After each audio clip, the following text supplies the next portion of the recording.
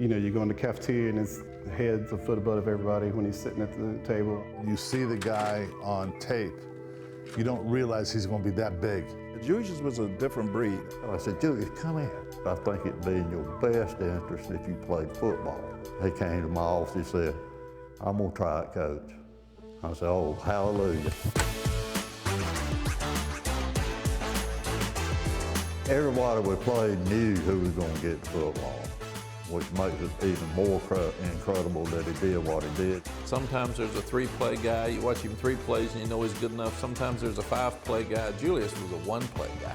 He's a once-in-a-lifetime type of athlete. The lightness on his feet, the explosive jump, it's a freak of nature. There's a chance that if he only played basketball, he would be an NBA player. And I said, I've known for 10 years you're going to be a first ballot.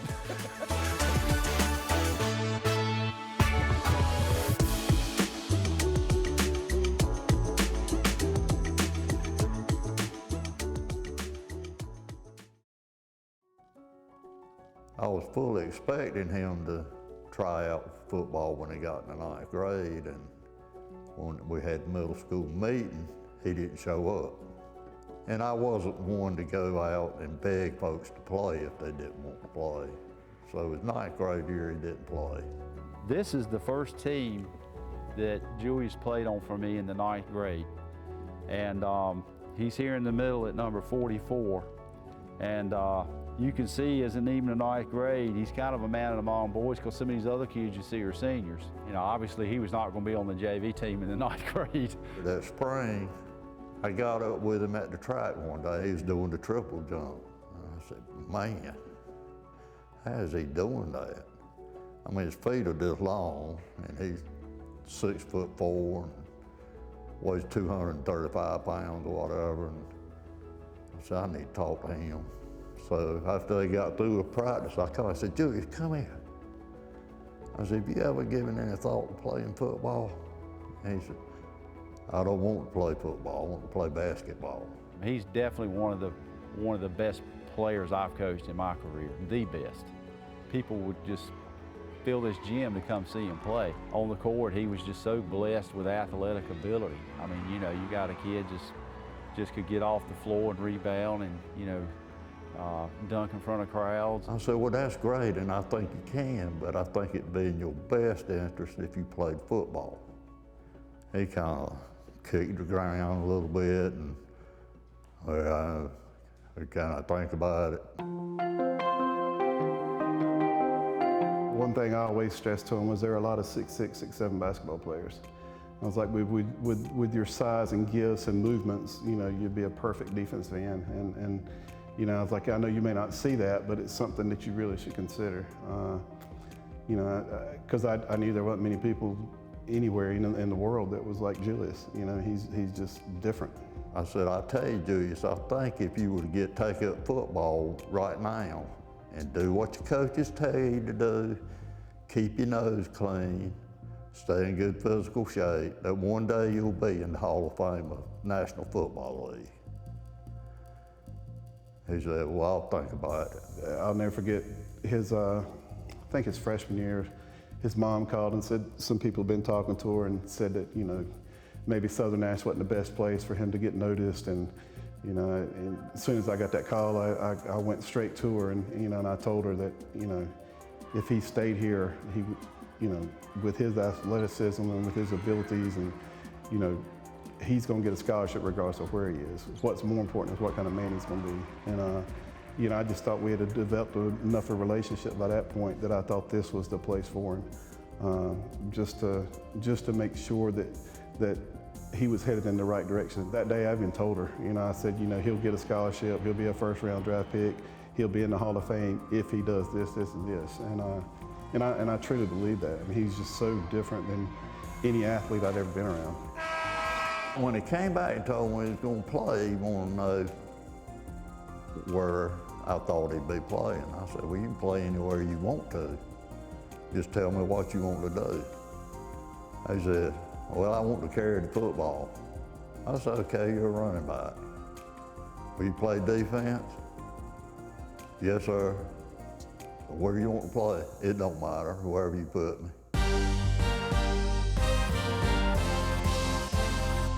came out, we started practice when he was a sophomore. He was going to be on the varsity, no doubt about that. And I was immediately taken by the fact that he was so fluid, coming out of backfield, taking handoffs. I mean, he was easy to coach. He played so much offense, he really didn't, you know, we didn't have to use him as much on defense. And when we did, you know, he would get double teamed, triple teamed, but you know, he was even different then, you know. But I mean, just learning and growing, and you know, it was obvious what he was capable of, the natural ability, you know, just and not even knowing the sport, you know. I mean, you know, just a baby at it.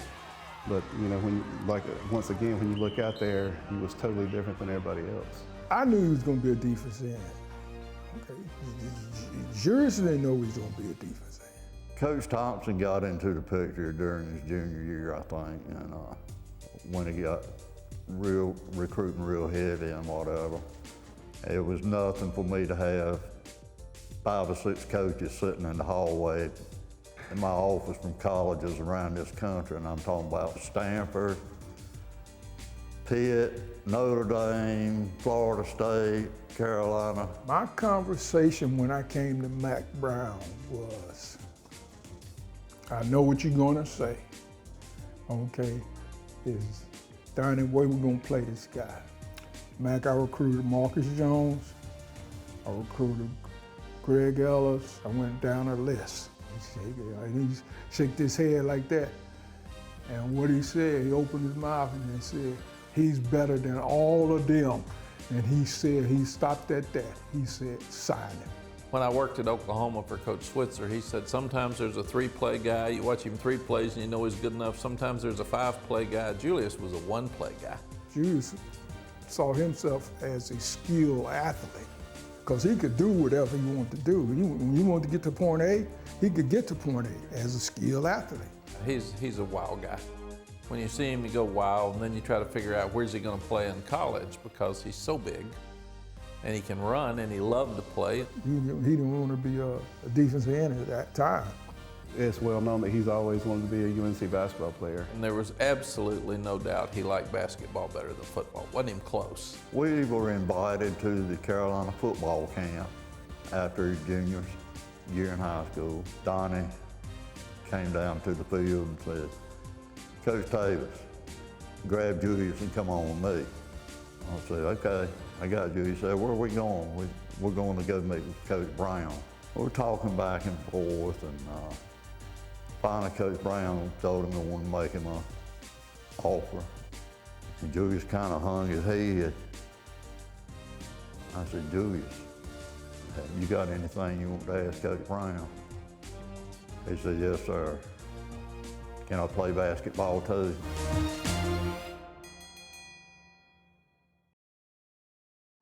I knew his first love was Carolina basketball. Ain't no question about that. He got on the phone. Well, we called Dean Smith. When we did find out that he was coming to school here to play football, it kind of opened our eyes a little bit. He had no doubt that he could compete. I think that, you know, maybe the basketball team was a little behind on seeing what he was capable of.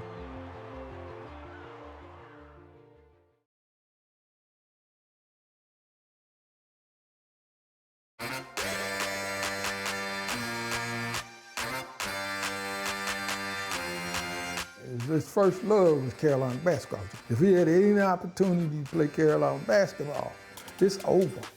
You know what I mean? You know, you grow up in this state, and it's not they don't gravitate towards college football. They gravitate generally towards college basketball.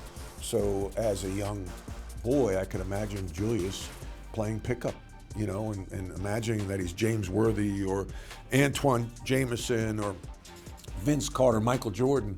He knew he had to play one to get to the other. And then Phil Ford did a great job of talking to him about doing both and really helping him get to where he needed to be. Julius was a different breed. I think Ronald Curry that we had here that played both was a different breed. They were extremely talented football players, but they possessed the skills to be very successful basketball players as well. And that's a unique blend of skills that people are blessed with. He came to me, would you go ask Coach Brown to let me off to go and play?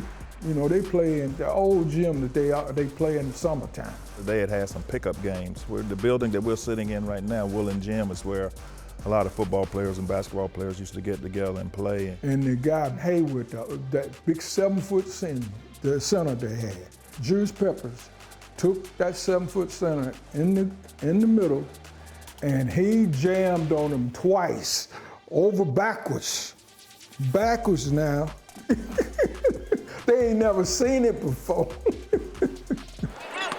I just remember Ed seeing him play and coming and, you know, knocking on Coach Guthrie's door and, you know, going in the office and telling them, you know, we need to look at this guy. He could help us win basketball games. For him to impress Ed Cota, who's arguably the best, one of the greatest guards we've ever had, point guards we've ever had here, for him to be very impressed with a football player, he had to be doing something right that day.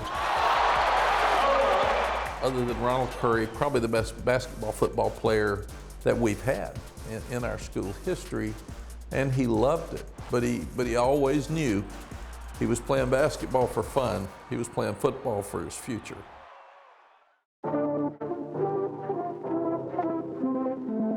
It was an unofficial visit, and I came to a spring game, and I just saw this massive figure, and he was just huge. He stood out so much.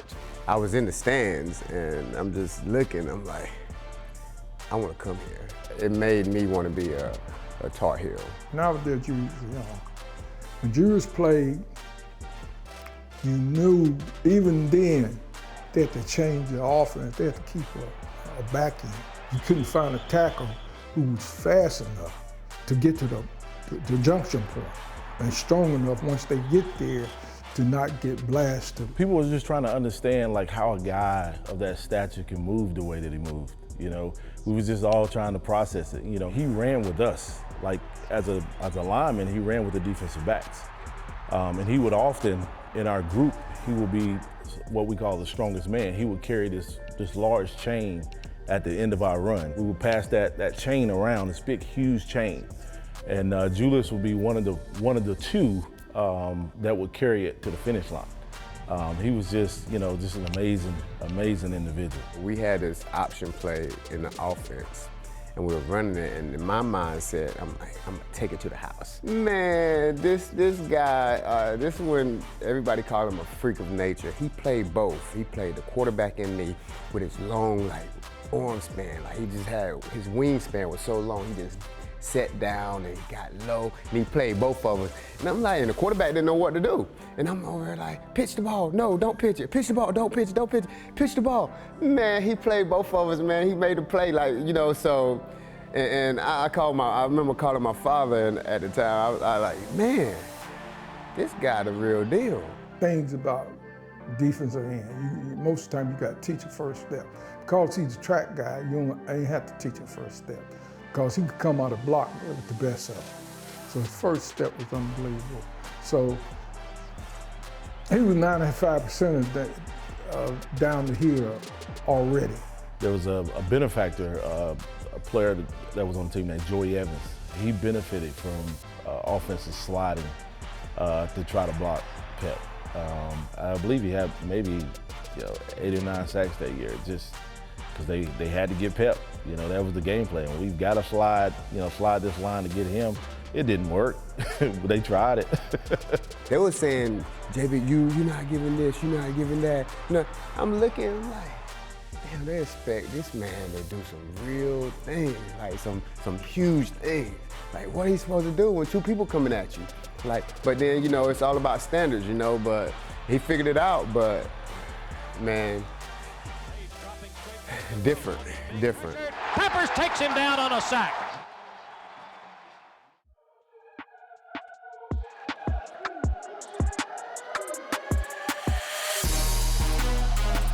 We always cheered for Carolina football that they would make a bowl game that took them close to January. You know, full disclosure, you don't want them making a bowl game.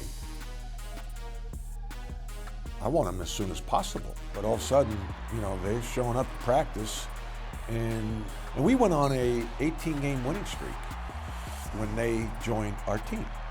That's no coincidence. Talent, you know, at the end of the day, it takes talent. I don't care how good a coach you are, you need talent. And Ronald Curry and Julius Peppers were so gifted.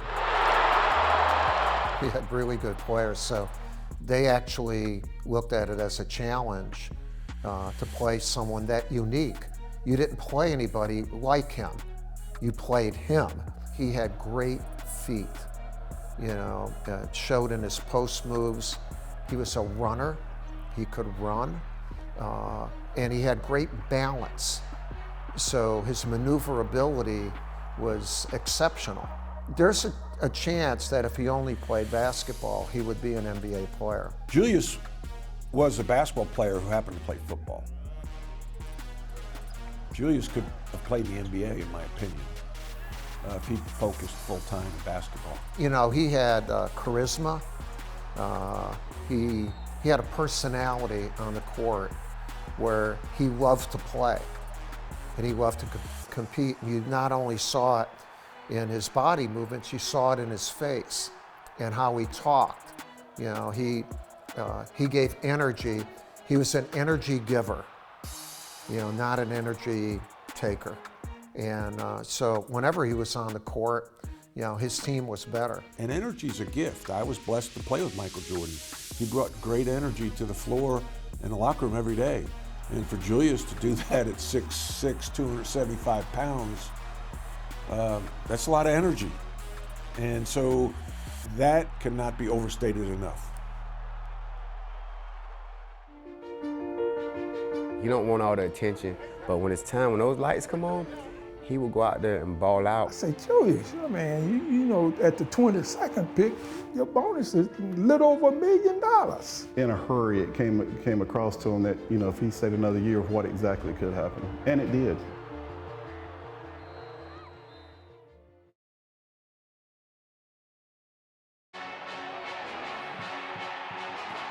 Julius is thinking about coming out his sophomore year. And this is, you know, this is the last real long conversation that me and Julius and his mom really had. And it was about him staying in school.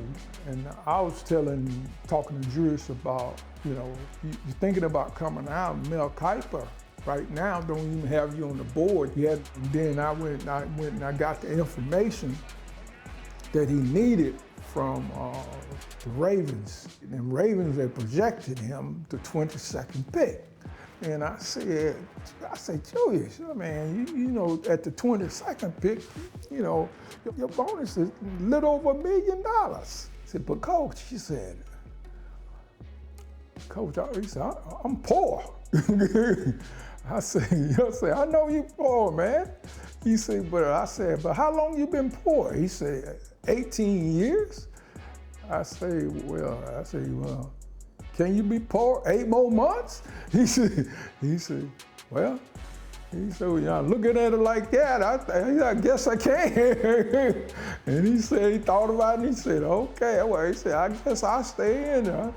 He was maybe confused a little bit about the whole process of what would exactly happen, but I think in a hurry, it came across to him that, you know, if he stayed another year, what exactly could happen. You don't want all the attention, but when it's time, when those lights come on, he will go out there and ball out, but he do it so effortlessly. And people, like, you know, kind of get it misconstrued, like he's not hustling, he's not this, he's not that, but he did it his way. And I scheduled Texas because we were trying to get a better position in the BCS. So we were trying to upgrade our schedule.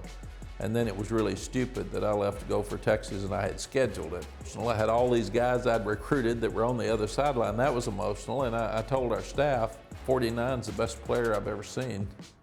And you're gonna have to have 2 people blocking. Either you're gonna be vocal with it or you're just gonna lead with your actions. And he was the type of person or a type of player that led with his actions. He was quiet, he didn't boast or brag, didn't want the attention all on himself. The attention somehow like found him. Because of his humbleness, people were so excited for him, you know, because he didn't show any emotion.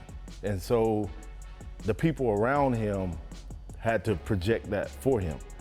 And so it was, you know, guys was super excited, man, you know, when he was out there shining. You know, everybody was excited for him. He was always in awe of what he was doing, you know, because it was unique. It was something we hadn't seen, you know, whether it was on our team or any opposing team. We didn't see it. I only got to coach him for a couple of months, 3 months, 4 months. Actually, you know, there was debate, you know, does Julius and Ronald play basketball their senior years? Quite frankly, if they did, I might still be the coach in North Carolina. Julius, you're killing me, man. And they opted to prepare for the NFL draft. Makes total sense.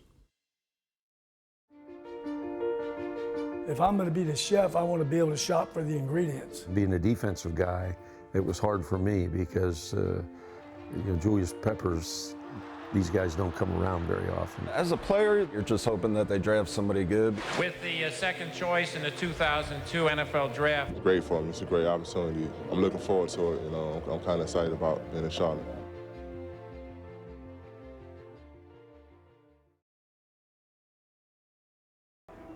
Well, when we took over, Jack Del Rio at the time became our defensive coordinator. I think we were 31st in the league the year before because there was only 31 teams then. So dead last. We had a lot of needs. We were coming off a 1-15 season, which actually earned us the first pick in the draft, but they had an expansion draft that year. The Houston Texans came in. I joked with Julius because we spent a lot of time together when I took the Houston Texans job. And we were considering for the #1 pick. You know, I thought he was a tremendous prospect. You know, I mean, such a good athlete and really a rare guy. And but the decision came down to starting a new franchise. We felt we needed to take a quarterback to start out. And being a defensive guy, it was hard for me because you know, Julius Peppers, these guys don't come around very often. As a player, you're just hoping that they draft somebody good because you don't want to really suck again like we did, you know, going 1-15. He's a very talented young man, a lot of God-given ability. And I've always kind of tried to the feeling that Bill Parcells said a long time ago. If I'm going to be the chef, I want to be able to shop for the ingredients. So your personnel selection is so critical in success.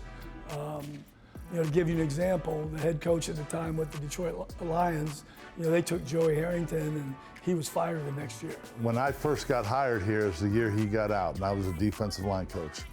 And so I was tasked with watching all the tape on him. The halfback will kick, defending the West goal. You know, you have certain boxes you check, you know, does he do this, does he do that, height, weight, speed, run, this, that. The biggest thing with him was just to make sure the personality and everything that you want to go with there, because when you turn the tape on, I mean, you don't have to be a genius to see that one. Well, what was fascinating about Julius is when we went to Chapel Hill for his pro day, you know, he was 6'6", 6'5", I don't remember exactly, but he weighed 295, but he still looked thin. And 295 is a big man. You can see his competitiveness, you can see the mental toughness. He was so smooth and so fluid. You know, the knock on him came out, you know, he doesn't always play hard and all this, and I said, I don't see that. But when he got right down to it, Julius was an easy pick for us. You know, there was guys, Quentin Jammer, a corner, Joey Harrington, a quarterback. We got beat up pretty good when we didn't take a quarterback. But yeah, Julius really, at the end of the day, was our consensus pick, and we just wanted to make sure Houston didn't take him, and we were able to get him. Of course, I think 12 or 13 years later, you know, I got him at Green Bay, and I told him how excited I was. I said, we made a mistake back then not picking you with the first pick in the draft, and it was Carolina's good fortune to be able to pick him with the second pick.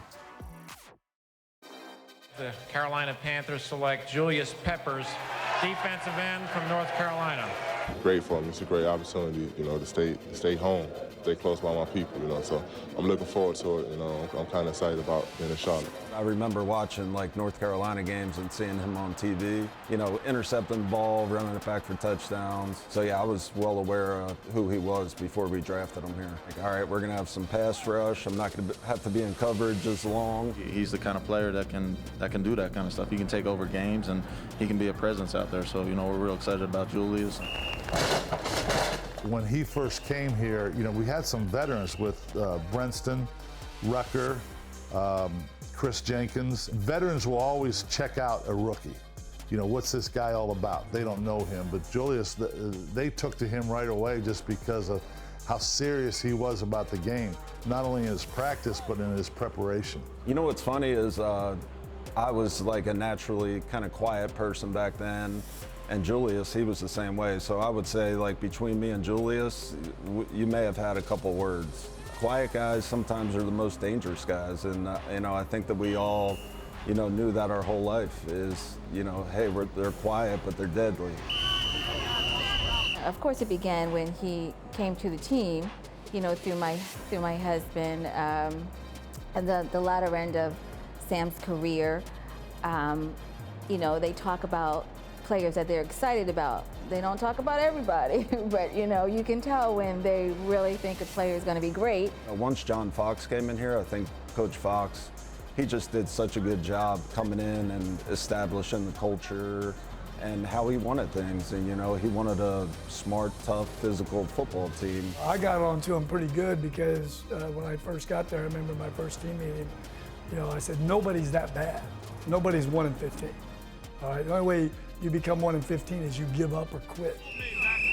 It's not like I'm going to come in and save the defense because they already got good players. It's just I'm just helping make it a little bit better. I've been very, very impressed with what I've seen, and not even so much his athletic skills, but just the way he's gone about his business. He really wants to be good, and that's something any great football player I've ever been around has had. Two things. He always practiced. The only time he ever took practice off was when he got a little bit older, and Mike McCarthy used to give him some senior days off, if you will. But he was a tremendous practice guy, practiced hard all the time, and even on sprints and stuff like that, the guy he'd lead the pack. Sometimes coaches want to develop guys a little longer and, quote, make them earn it. Well, he started day one. And I remember that first game here, it was against the Baltimore Ravens, and to end the game, he sacked the quarterback, the ball popped up in the air, I intercepted it, ended the game. So 2001 was just a terrible year.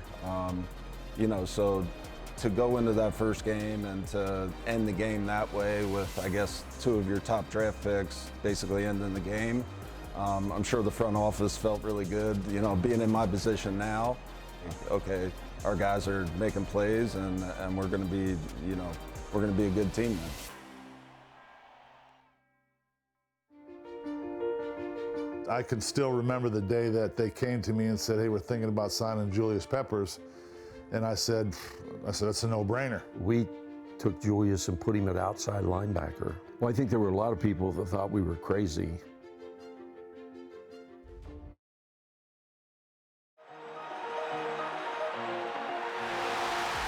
I think Super Bowl year, you know, obviously we didn't know we were going to the Super Bowl, but I think in 2003, that was just a special group of guys. We finished that first season, and Julius was a huge part of that. Not the only part, we had a lot of good players, but we ended up second in the league in defense. So that was a drastic turnaround on defense for sure. When you have such a bad season, you never want that to happen again. And I think that's how we felt, you know, going 2002, 2003, is like, hey, we're not going back there. Like, we're moving forward, and the only way to do that is to work.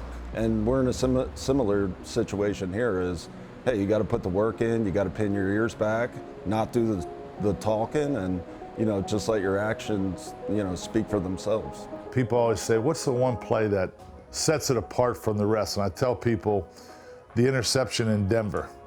But what people don't mention is the play before. Playing the Broncos at their place, and Jake Plummer, their quarterback, was athletic at that time in the league. Jake Plummer went on a bootleg rollout, and Julius went down a little bit and got caught. And kind of got fooled on the bootleg away or the action away, but he was so athletic that he was able to chase him down and really prevent the touchdown. Tight end set, Smith the only receiver. And then the next play is when he got that interception and ran it all the way to the 1 yard line. Julius Peppers is going to go to the 5 and stumble. And Rod Smith caught him, and I said, ooh, well, maybe he is human. He's different from the moment that you see him, you know, physically. Just the way he looks, the way that his muscles are structured, how long his arms are, just the way he's built. Like, he's just built to be durable. He's built to be athletic. He's built to be fast. I didn't never see him stretch. He would run out there. He'd have his shoulder pads like not even buckled up. He didn't have his jersey on. He's running out there, and he'd go right into team situations. So, yeah, he was just a freak.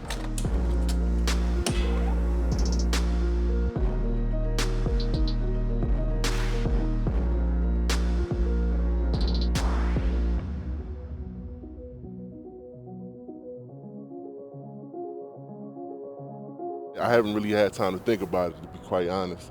Been focusing on the season. The next couple of days, I have, you know, a little more information about what I want to do and what I will do. Hopefully this will be the last time I have to answer these kind of things, you know. Hopefully it'll be resolved one way or the other.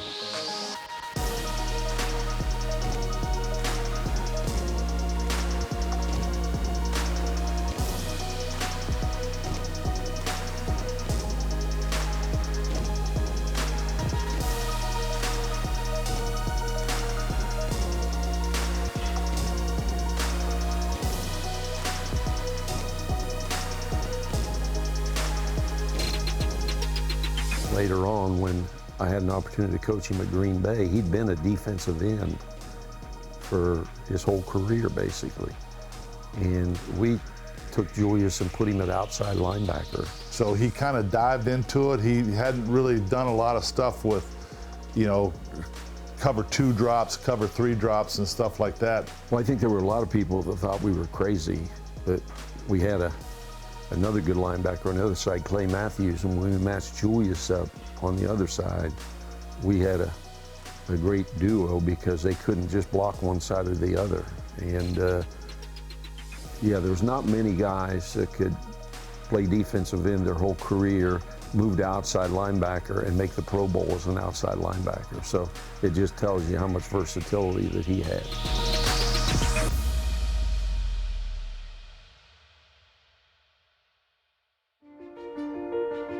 When we played Chicago, my rookie year in Chicago, and I went out on the field and I remember walking past him and being like, oh my gosh, this guy's gigantic. You know, I was fortunate to have the opportunity to play with him. And just as a young guy, I just want to learn from him. You know what I mean? I want to learn what he's thinking. I want to learn what he's doing. When he got here, you saw what it meant to work like a first ballot Hall of Famer.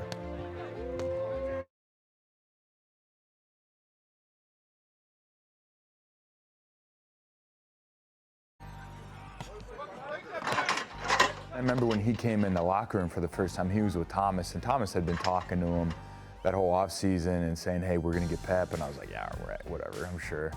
And he walked into that locker room the first time, and it was awesome. I was so excited. When he got drafted, I believe I was in first grade. Yeah, his rookie year. It's crazy. I'm out of football like 5, 6, 7 years, and Julius is still playing, and I'm in the, you know, my 8th year of scouting. I mean, I'm from the West Coast, so we ain't hear really about Julius Peppers on the West Coast. You know what I mean? So it's like when you get here, it's that's Julius Peppers? Oh, he's a monster. You know, obviously, I think he was a 16-year, 17-year vet when I first got here, and just, you know, looking at how he worked, obviously wasn't getting all the practice reps the rest of us were, rightfully so. Pep only practiced on Friday. He was 6'6", 6'7", 290, 300 pounds when he played with us. And he'd run our conditioning stuff with us, the big, like the linebackers, and be hanging, not breathing hard, just like it was no big deal. In OTAs, he's the first person I blocked. It was a real welcome to the NFL, I'd say that. The way he just walked me back right at the quarterback, I was, goodness gracious. So this is what it means to be in the league. I got to get it together. I got to set my game up. But Julius Peppers just was he was like a created player. When you're growing up and you create a defensive end on Madden, you create 6'7", 300 pounds, 99 everything, athletic, long, just, he was just a different dude. And him and Cam were the two guys that were like, hey, who were two guys when you played with that were different than everybody else? Obviously Cam, but Pep was that guy. Just the way he carried himself when he was here, that's what stuck with me. How he was a leader, how he came to work every day with his little briefcase. He'll wear his jeans with a little nice collared shirt, you know what I mean, just on a Wednesday. And, yeah, Pep, where you going? And that's what really stuck with me, is the way he carried himself more than his words. But it was really good to see an older guy in that point of his career that had made it a name for himself. Obviously, he's a first ballot Hall of Famer. He's won a ton of games. He's been on really good teams. He's made a ton of money. He could have gone anywhere he wanted, but he decided to come back to Carolina, where he started, and just to see his love for the game was, I think, something that was really cool. I still don't understand how he got in that Porsche, though.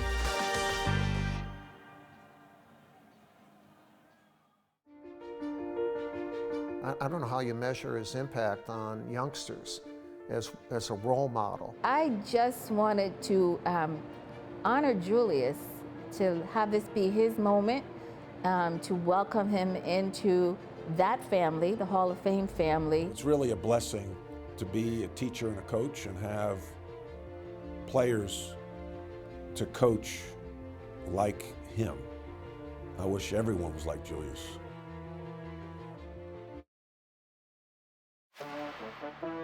I think the one thing that I loved about Pep, he was just a great dude. He was fun to be around. He loved being around the guys. I think he just loved being a part of the team and loved the game of football. I tell people, he smiled all the time. And to see him after a sack with that dark visor and all he saw was that big smile, that was super cool. He really would care about people. He ain't no phony, some people, put airs on. He really cared about people. He cared about his family. He was good with people, good with kids. It was so damn easy to like Julius Peppers. And as a result of that, his impact, I don't know how you measure his impact on youngsters. I think you judge a person by his heart and not what he says, because your heart, that's what controls your actions. You're going to do what your heart feels. And when you look at the things that he's done in his life and his career and how he's handled himself, he has a great heart. And that's the part I think I like the most, for fans to see that other side if they haven't seen that of you. So much of you was talked about. I just wanted to honor Julius, to have this be his moment, to welcome him into that family, the Hall of Fame family. He makes the folks around here, not just me, but everybody around here is really proud that he's a part of Southern Nash County. I don't know. You could ask him, but he won't tell you. He never wants to be the center of attention. He figures by keeping his mouth shut, they're supposed to leave him alone. He called me about a month ago, and we talked for about an hour. And at the conclusion, I said, Julius, this might be the longest conversation I've ever had with you. Well, in that hour conversation that we had, and I understand that coming from him, especially how humble he is, he wasn't sure. And I said, I've known for 10 years you're going to be a first ballot. There's certain guys that, they're automatics. And, in my opinion, Julius Peppers was one of those. He's just a great guy, great human being, great husband, great dad. And, I think that's who you really aspire to be. And I would want my son to kind of be like him. In 2016, my wife and son was in a really bad car accident. And Julius played on a Thursday night. He flew into Raleigh the next day, drove 2.5 hours, 3 hours to Wilmington, stayed for 2 hours, went back and drove back. That's the kind of person Julius Peppers is. He's a whole lot more than a Hall of Fame football player. He's somebody that, that I would die for. And, and that's not just words. He's meant a lot to me and my family, and I'm so thankful to be a small part of what he's accomplished, and look forward to seeing him put on that gold jacket.